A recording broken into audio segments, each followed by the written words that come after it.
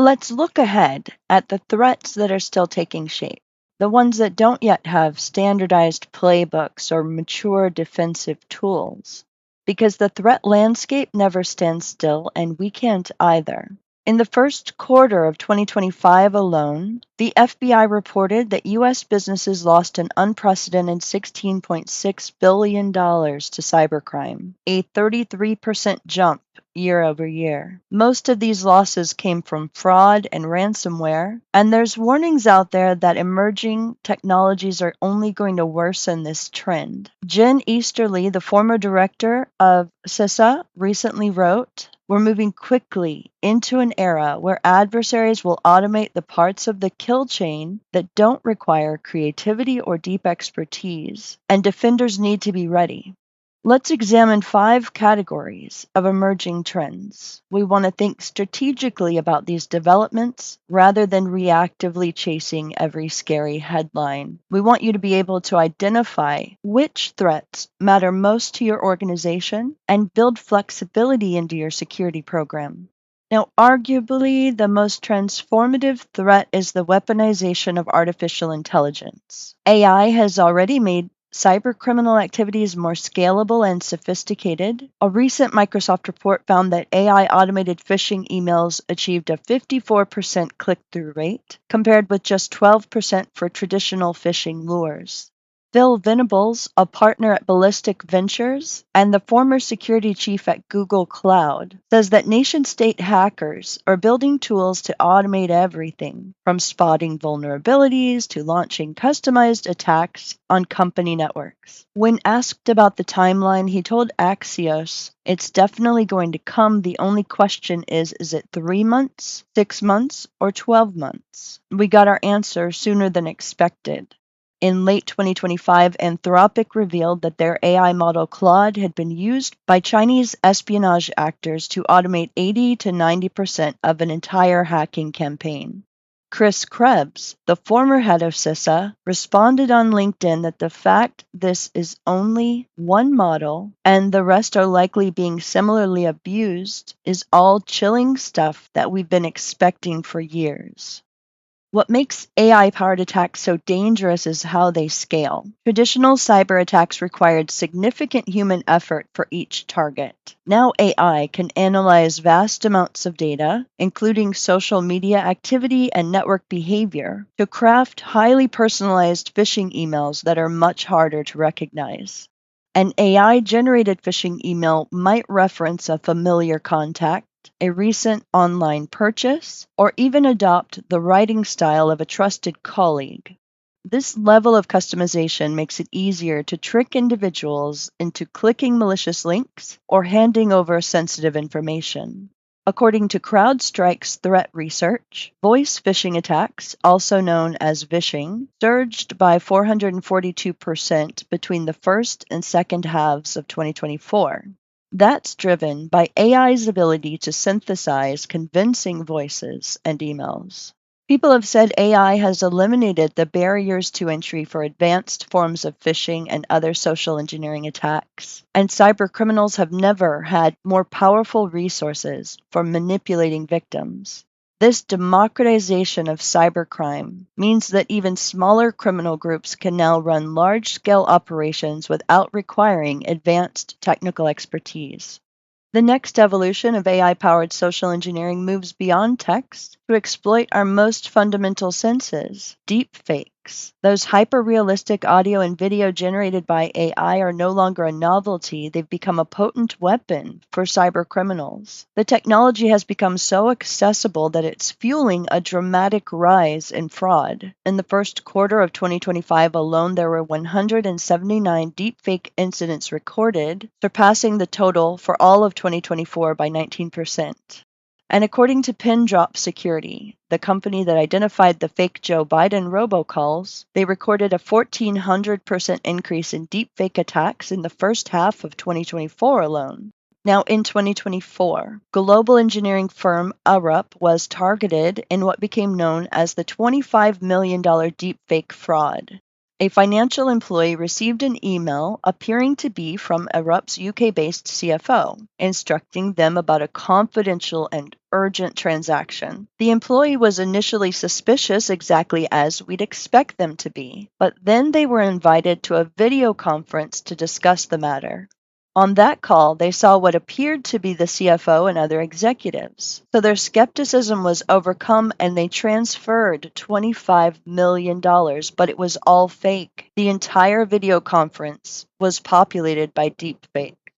Now, not all deepfake attacks succeed. There were 2 high-profile incidents from 2024 as well that show how they can be stopped. In the WPP case, scammers targeted an executive at WPP, the world's largest advertising group, using a voice clone of CEO Mark Reed during a Microsoft Teams meeting. But the targeted executive became suspicious and didn't fall for the scam. The key lesson, as the real CEO later warned his leadership team, was simple but powerful. Just because the account has my photo doesn't mean it's me.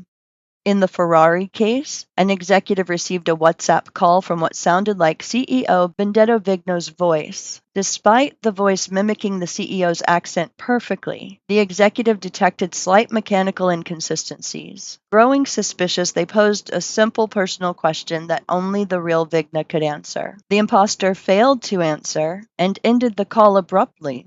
Ferrari narrowly escaped what could have been a serious fraud. There's a critical takeaway here. Right now, as I'm recording this video, it's January 27th, 2026. Now, Gartner predicted that by 2026, attacks using AI-generated deepfakes on face biometrics will mean that 30% of enterprises will no longer consider identity verification and authentication solutions to be reliable in isolation. Akif Khan, VP analyst at Gartner, explained, organizations may begin to question the reliability of identity verification and authentication solutions, as they will not be able to tell whether the face of the person being verified is a live person or a deep fake. This means that multi-factor authentication, liveness detection, out-of-band verification, and callback protocols are becoming essential, not optional. Now, a threat that may be further out on the horizon but demands action today is quantum computing. As Michael Redding, the Chief Technology Officer at Quantropy, a quantum security firm, put in an interview with Deloitte, cryptographically relevant quantum computers will trigger a security upgrade cycle that could be 10 times the preparation we saw for Y2K.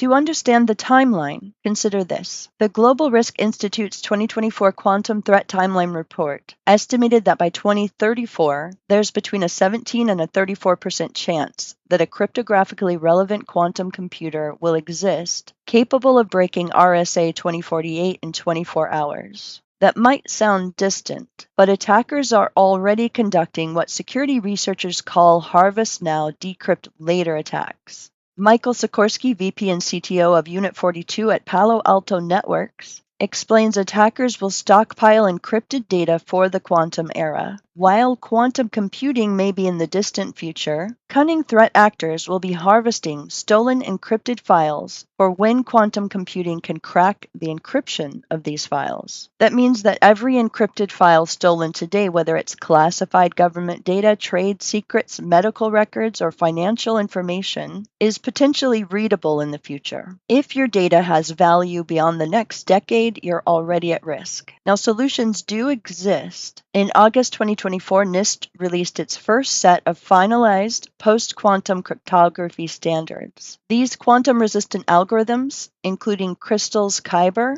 Crystal's dilithium, and Sphinx Plus, have been vetted for long-term resilience. But there's a challenge, and a SANS Institute presentation captured it perfectly when the speaker said if attackers get a cryptographically relevant quantum computer and can start factoring 2048-bit RSA or breaking ECC keys quickly, that's the moment everything changes. And another speaker at the same summit noted, all new hardware will support post-quantum cryptography, and if your old systems can't, they're not going to belong in the 2030s anyway. The government has set deadlines. The Department of Homeland Security has described a transition that ends by 2030. That's just 4 years away. The commercial National Security Algorithm Suite 2.0 has set post-quantum cryptography as preferred starting in 2025 and mandatory by 2030 to 2033, depending on the application. So if you do business with the federal government, these timelines do apply to you and your organization.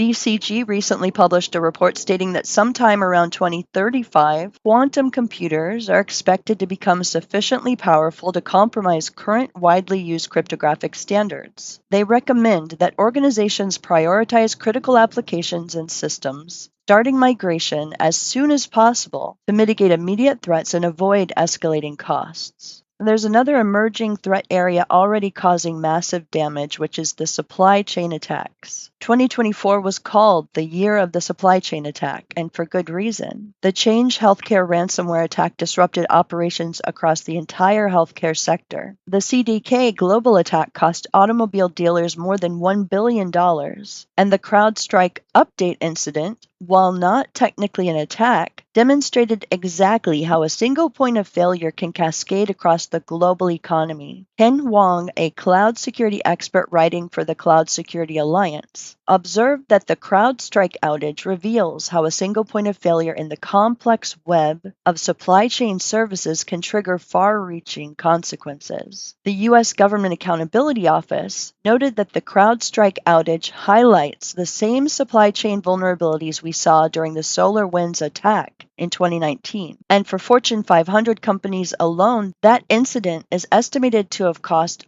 $5.4 billion. The interconnected nature of modern businesses is what makes supply chain attacks so challenging. As Niraj Singh, senior security researcher at WithSecure, explains, the interconnections within supply chains introduce a layer of complexity, raising the probability of undiscovered vulnerabilities that attackers can exploit.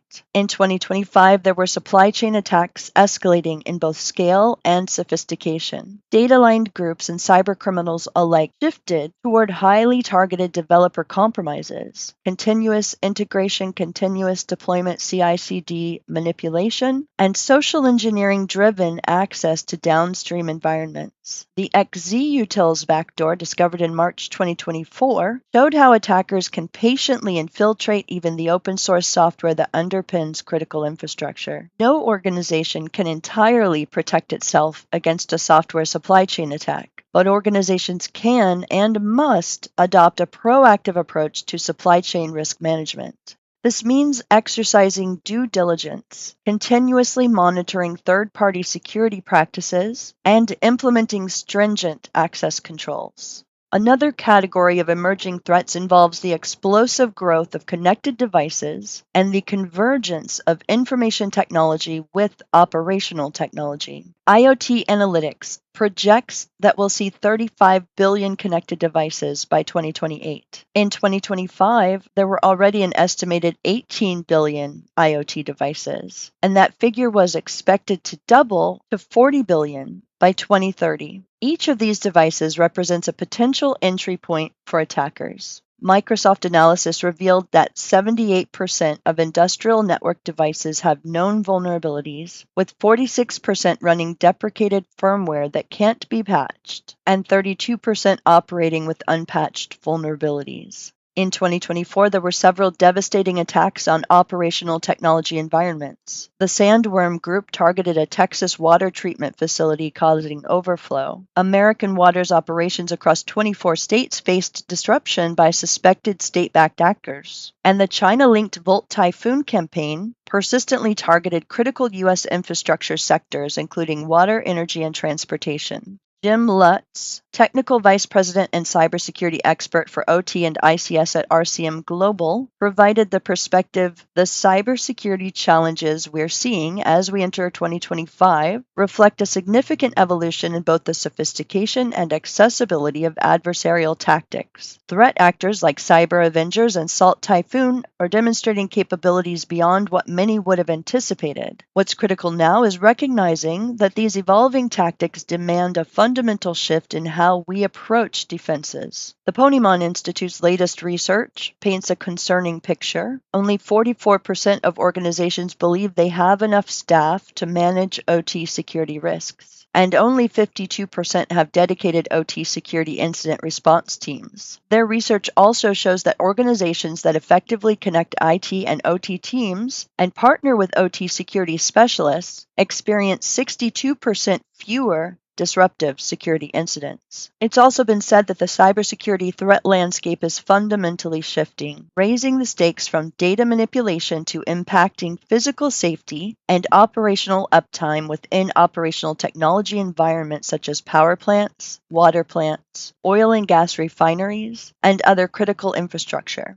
The industrial cybersecurity world must adapt to a more consequence-driven approach, where safety and uptime are the priorities. Now, every week brings a new terrifying vulnerability or attack technique, but not every threat deserves the same level of attention from your organization. You have to distinguish between threats that require immediate action and those you should monitor while they mature. Professional futurists use a technique called horizon scanning to identify and prioritize emerging issues. When applied to cybersecurity, this means systematically examining emerging trends and developments that could impact your organization. Think of threats on 3 horizons. The first horizon includes threats that are active now and require immediate defensive action. AI-powered phishing, deepfake fraud, and ransomware targeting your supply chain. The second horizon covers threats that are maturing and need investment in readiness, post-quantum cryptography migration, securing your OT environments. The third horizon addresses threats that are emerging and require monitoring and scenario planning, fully autonomous AI cyber attacks, and novel attack vectors we haven't yet imagined. Since every threat doesn't affect every organization equally, let's ask questions.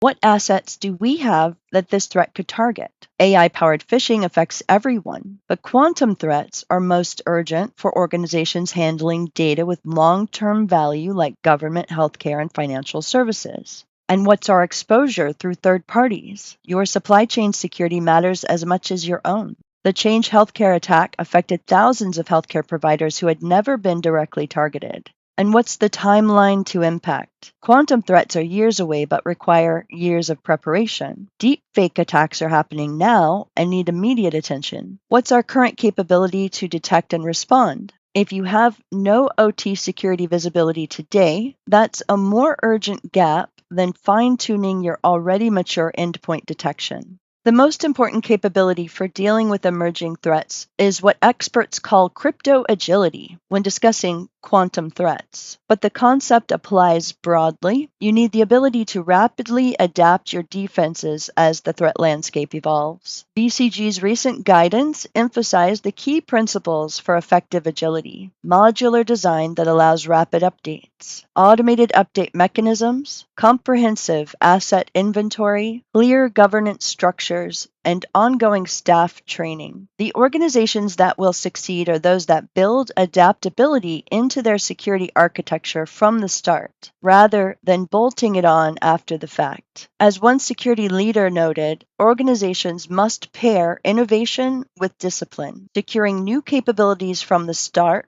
rather than adding protection after deployment. The most important point from this lesson isn't about any specific threat. It's about how do you approach the unknown. The threat landscape is going to continue evolving in ways that we cannot fully predict. You can't anticipate every attack. That's not your job. But your job is to build an organization that can identify, assess, and respond to emerging threats effectively. Implement horizon scanning as an ongoing practice, not a one-time exercise, and build the flexibility to adapt quickly as new challenges emerge. Your downloadable resource for this lesson is the Emerging Threats Horizon Scanner. This framework can help you evaluate emerging threats strategically, distinguishing between risks that warrant investment now versus those to monitor as they mature. In the next lesson, we're going to talk about AI and automation in security operations. These technologies are tools, not magic wands. They can multiply your capabilities, but they can